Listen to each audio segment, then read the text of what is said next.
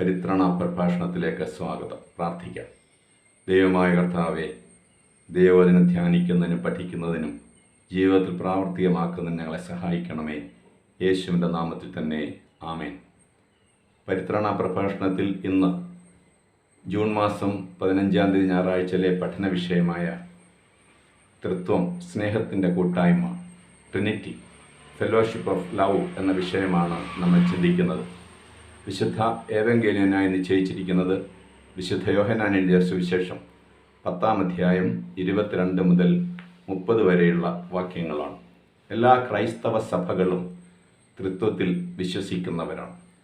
എല്ലാ ആരാധനകളും ആരംഭിക്കുന്നത് വിശുദ്ധ തൃത്വത്തെ സ്തുതിച്ചുകൊണ്ടാണ്. തൃത്വത്തിൽ വിശ്വസിക്കാത്തവൻ ക്രിസ്ത്യാനിയല്ല. തൃത്വം എല്ലാ സഭകളും വിശ്വസിക്കുന്നുവെങ്കിലും അതിൻ്റെ അർത്ഥം മനസ്സിലാക്കിയിട്ടുണ്ടോ എന്ന് സംശയമാണ്. വിശുദ്ധ വേദപുസ്തകത്തിൽ തൃത്വം എന്നൊരു പദം നാം കാണുന്നില്ല. എങ്കിലും ആ തൃത്വം എന്ന കോൺസെപ്റ്റ് വേദപുസ്തകത്തിൻ്റെ ഉപദേശമാണ്. വിശുദ്ധ വേദപുസ്തകം ആരംഭിക്കുന്നത് സൃഷ്ടി വിവരണത്തോടുകൂടിയാണ്. ആ സൃഷ്ടി വിവരണത്തിൽ തന്നെ തൃത്വം അടങ്ങിയിരിക്കുന്നു. പിതാവായ ദൈവം ഉണ്ടാകട്ടെ എന്ന് കൽപ്പിച്ചപ്പോൾ വചനമായ പുത്രനായ ദൈവം അത് രൂപപ്പെടുത്തുകയും പരിശുദ്ധാത്മാവ് പരിവർത്തനം ചെയ്തുകൊണ്ടിരിക്കുകയും ചെയ്തു എന്നാണല്ലോ നാം പഠിക്കുന്നത്. പിതാവും പുത്രനും പരിശുദ്ധാത്മാവും കൂടെ ഒരുമിച്ച് ലെറ്റസ് മേക്ക് മാൻകൈൻഡ് എന്നാണ് പറയുന്നത്. നമുക്ക് നമ്മുടെ സാദൃശ്യത്തിൽ മനുഷ്യരെ സൃഷ്ടിക്കാം. അപ്പോൾ ഏകപദമല്ല അവിടെ ഉപയോഗിച്ചിരിക്കുന്നത്, ബഹുവചനമാണ്. വിശുദ്ധ വേദപുസ്തകത്തിലെ പ്രധാനപ്പെട്ട എല്ലാ സംഭവങ്ങളിലും തൃത്വം നമുക്ക് കാണാവുന്നതാണ്. രക്ഷാപദ്ധതിയിൽ പിതാവ് പുത്രനെ, തൻ്റെ ഏകജാതനായ പുത്രനെ ഈ ലോകത്തിലേക്ക് അയക്കുന്നു. ഏകജാതനായ പുത്രൻ തൻ്റെ ജീവൻ ലോകത്തിന് വേണ്ടി നൽകുന്നു. അങ്ങനെ വീണ്ടെടുത്ത ആ വലിയ സമൂഹത്തെ രക്ഷയുടെ അനുഭവത്തിലേക്ക് പരിശുദ്ധാത്മാവ് പ്രവേശിപ്പിക്കുന്നു. അപ്പോൾ രക്ഷാപദ്ധതിയിലും തൃത്വത്തിൻ്റെ പ്രവർത്തനം നമുക്ക് കാണാവുന്നതാണ്. പുനരുത്ഥാനത്തിലും പിതാവായ ദൈവം പുത്രനെ മരിച്ചവനിൽ നിന്ന് ഉയർപ്പിച്ചു. പുത്രനായ ദൈവം മരിച്ചവനിൽ നിന്ന് ഉയർത്തെഴുന്നേറ്റു.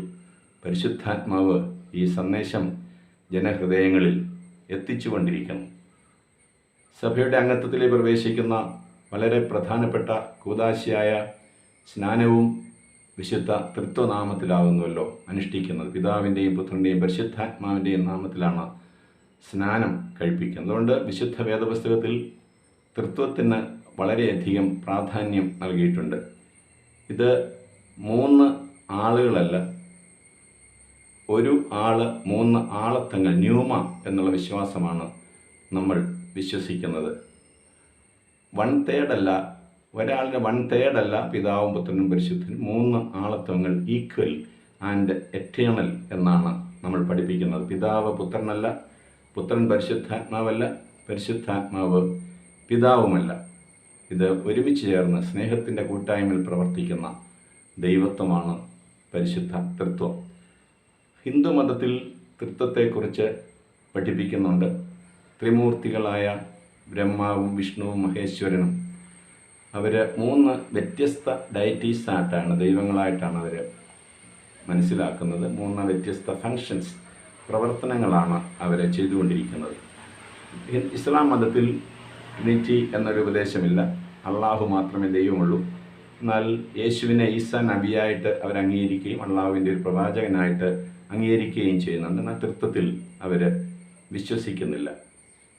പരിശുദ്ധാത്മാവും പുത്രനും പിതാവും ചേർന്ന ദൈവമാണ് പ്രവർത്തിച്ചു കൊണ്ടിരിക്കുന്നത് ഈ ലോകത്തിൽ.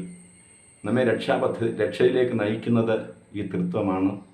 നമ്മുടെ പുതിയൊരു അനുഭവത്തിലേക്ക് പ്രവേശിപ്പിക്കുന്നത് ഈ തൃത്വമാണ്. എല്ലാ ആരാധനകളും അവസാനിക്കുന്നത് പിതാവിൻ്റെയും പുത്രൻ്റെയും പരിശുദ്ധാത്മാവിൻ്റെയും നാമത്തിലുള്ള ആശീർവാദത്തോടു കൂടിയാണ്. ഈ ഒരു അനുഭവത്തിലേക്ക് പ്രവേശിക്കുക എന്നുള്ളതാണ് വിശ്വാസിയുടെ ധർമ്മം. പിതാവിൻ്റെയും പുത്രൻ്റെയും പരിശുദ്ധാത്മാവിൻ്റെയും നാമത്തിൽ നാം അനുഗ്രഹിക്കപ്പെട്ടവരായി തീരട്ടെ. ആമേൻ.